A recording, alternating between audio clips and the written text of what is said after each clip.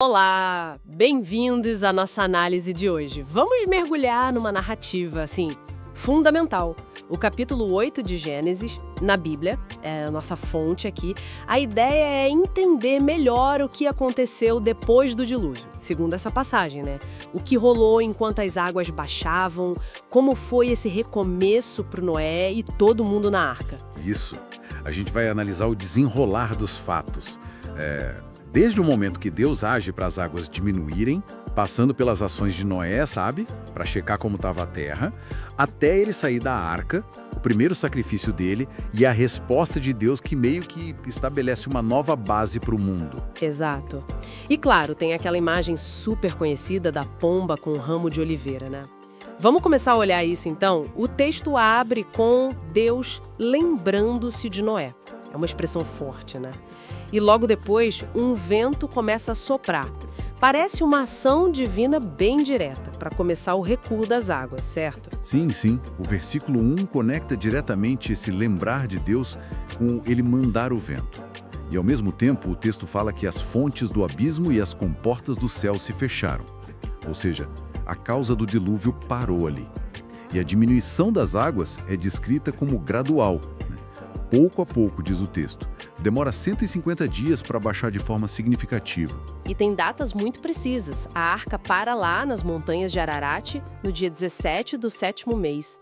Mas os picos das montanhas só aparecem no primeiro dia do 10º mês. Tem uma espera longa aí, mesmo depois da arca já ter encalhado. É verdade. Essa precisão toda nas datas pode querer destacar a importância, sabe? A realidade desses eventos para o narrador.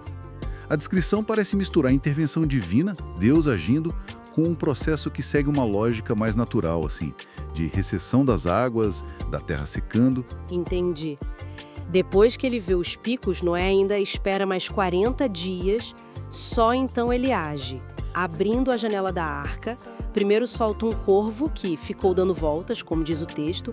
É curioso ele soltar o corvo primeiro, né? Que talvez seja mais, sei lá, resistente por comer carniça, talvez. Exatamente. A ação do corvo sugere que a terra ainda não estava, digamos, 100% pronta para uma ave como a pomba, que precisa de condições mais específicas. Vegetação, solo firme. O corvo não voltar para a arca, mas ficar por ali, indica que o ambiente mudou sim, mas ainda não era uma restauração completa. Faz sentido. E aí entra a pomba, que vira a mensageira principal da história. Na primeira vez, ela volta. Não achou onde pousar? Noé espera mais 7 dias, a paciência dele é algo notável aqui, né? Solta ela de novo e aí vem a cena clássica. Ela volta no fim do dia, trazendo uma folha nova de oliveira no bico. Que momento! É um detalhe fantástico, né? Essa folha de oliveira é o primeiríssimo sinal concreto de que a vida vegetal estava voltando. A prova de que a terra estava ficando habitável de novo. E a oliveira, em tantas culturas, simboliza paz, esperança, né? Restabelecimento. Imagina a explosão de ânimo dentro da arca naquele instante.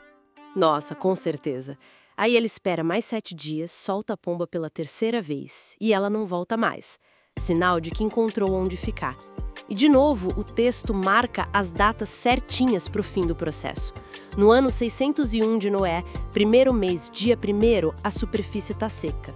Mas a terra só é considerada completamente seca no 2º mês, dia 27. E mesmo com a terra já seca, olha a paciência do Noé. Ele espera a ordem de Deus. Ele não sai por conta própria, ele aguarda. E a ordem vem. Deus fala para ele: saia da arca, ele, a família, todos os animais. E com um propósito claro, para que se espalhem pela terra, sejam férteis e se multipliquem. É a vida recebendo o comando para recomeçar. E a saída é organizada, né? Espécie por espécie. E a primeiríssima coisa que Noé faz em terra firme... fundamental. Antes de mais nada, ele constrói um altar para o Senhor. E oferece holocaustos com os animais e aves puros. É um gesto imediato de adoração, de gratidão por terem sido salvos. Aí a narrativa muda um pouco de tom. O texto diz que o Senhor sentiu o aroma agradável da oferta e, em resposta, ele faz uma promessa. Para si mesmo. Sim, e é uma promessa, assim, gigantesca. Deus decide ali, internamente, que nunca mais vai amaldiçoar a terra por causa da humanidade. mesmo reconhecendo claramente que o coração do ser humano tende para o mal desde pequeno. E promete também nunca mais destruir todos os seres vivos como tinha feito. Então, peraí, qual o grande lance disso? Parece que muda a forma como a relação entre Deus e o mundo funciona a partir dali, né? Justamente. Olhando o quadro todo, estabelece uma nova base. O ponto-chave aqui é que a promessa não depende de uma mudança nas pessoas, mas de uma decisão de Deus, unilateral, de preservar o mundo e a ordem dele, apesar da falha humana. Em vez da ameaça de destruição total, vem a garantia da continuidade dos ciclos da natureza que sustentam a vida, como diz o versículo 22.